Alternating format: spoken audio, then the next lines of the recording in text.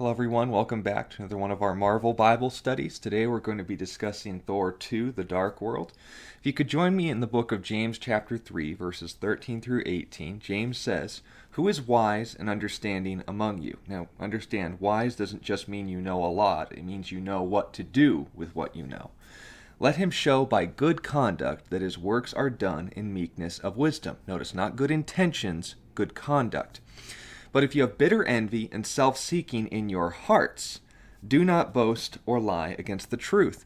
This wisdom does not descend from above, but is earthly, sensual, and demonic. For where envy and self-seeking exist, confusion and every evil thing," notice that, he actually calls something evil, not based on intentions, but actions. Every evil thing are there. "But the wisdom that is from above," so notice the distinction, "is first pure, then peaceable, gentle, willing to yield, full of good fruits, full of mercy rather, and good fruits, without partiality and without hypocrisy," meaning that it doesn't treat different circumstances differently where that would be noted as appropriate. "Now the fruit of righteousness, a right relationship with God, is sown in peace by those who make peace." Now, we'll get into these concepts of sowing and reaping in the next study as far as Thor's trilogy was concerned. But in today's episode, understand what we're going to be focusing on here today. The Dark Elves are going to be our main focus because when it comes to the topic of evil, that's oftentimes the subject that a lot of people get confused. James obviously lays his cards out on the table, and if you read his book, you know he's known for doing that. But when we're talking about what makes someone evil, they certainly presented themselves as such, right? I mean, the Dark Elves, that's just something that we could take for granted, right? I mean, you call someone dark and they dress like edgelords, then you just conclude they're the bad guy, right? Star Wars made it pretty straightforward. Darth Vader, Dark Lord, Dark Times, you get it.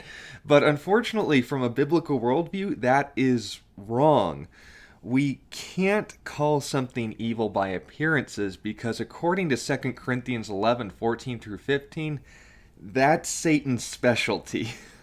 So how then do we know who is evil, what is evil, and how to discern between the two? Well, it's actually pretty straightforward. You have a standard. What should someone be? If they aren't what's good, they are not. Cold isn't an entity, it's the absence of heat. Darkness isn't an entity, it's the absence of light. Therefore, evil isn't an entity, it's the absence of what is good. So if we know what good is, then we can recognize what it isn't. And recognize that's what I want to do here today, to put into practice with the Dark Elves what James was getting at as far as godly wisdom is concerned, to know not only your own motives, but to conclude with the motives of others. What determines whether or not they are actually the good guys with just bad choice in wardrobe, or legitimately evil beings? Let's go over what they were as a species in a nutshell. They wanted a universe without light. That, first and foremost, can be said for their motives, right? Well, let's ask ourselves, is that wrong? We don't know. There apparently was a point where darkness was the norm, and maybe that's how it should have been. We can't conclude they are evil by their intentions, because that cuts both ways. The worst things imaginable, as Alan Grant, played by Sam Neill in Jurassic Park 3, said, have been done with the best of intentions. But also, likewise, if you wanted to do something good, you probably intended to, right? So understand this. We can't conclude that their intentions would automatically make them evil, because some of the most conclusively evil people in history had good intentions. So what else do we know about them? Well, the Dark Elves, their methods could be noted. They were willing to kill anyone, soldier or civilian, to achieve their goal. Is that wrong? Maybe. Now, why do I say that? Because understand, killing isn't always wrong. If it means protecting the innocent or freeing the oppressed, We aren't told enough, at this point at least, about Asgard's history to know whether Odin's father introducing light to the universe was just, well, not only him modeling the biblical narrative, God said, "Let there be light," and there was light, speaking it into existence, or it was the aspect of Norse mythology where the gods just made decisions and were jerks to everyone who didn't agree with it. We don't know enough to come to conclusions.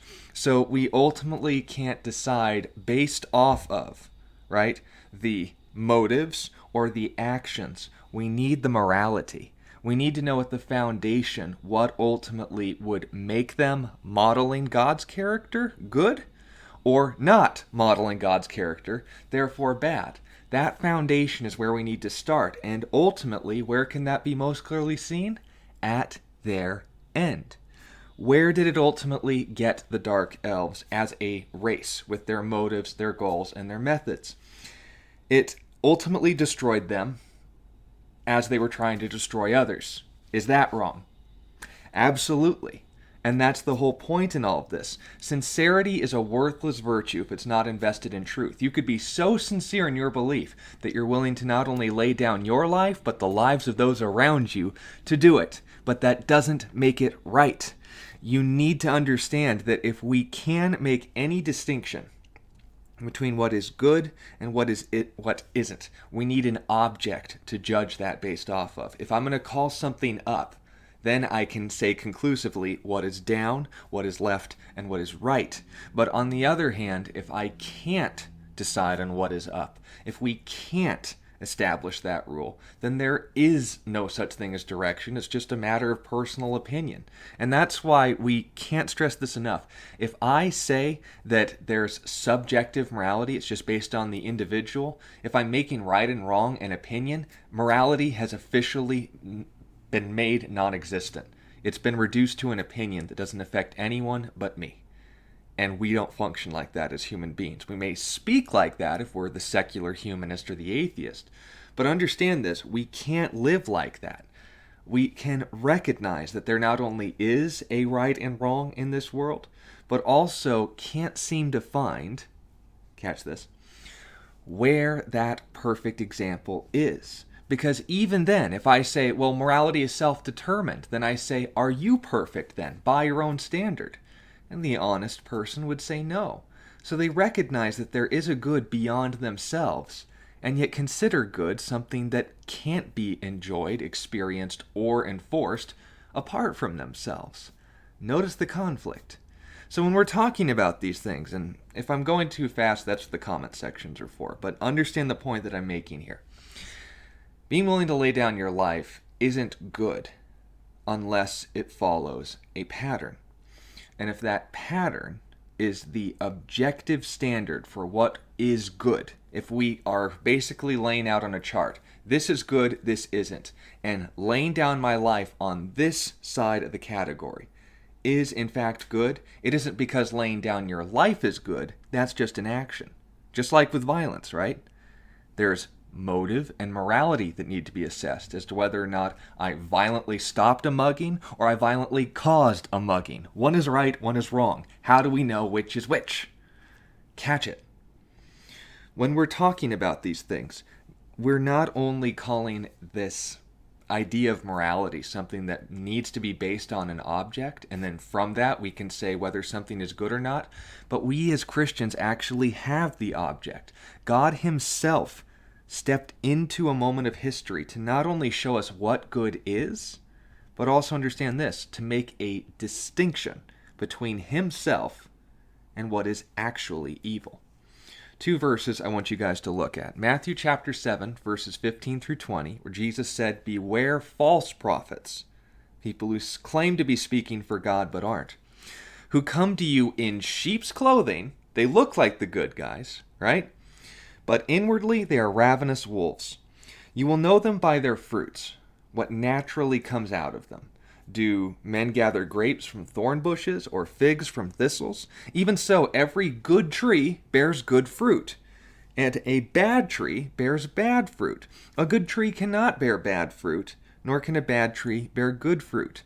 And every tree that does not bear good fruit notice what he's illustrating here, is cut down and thrown into the fire.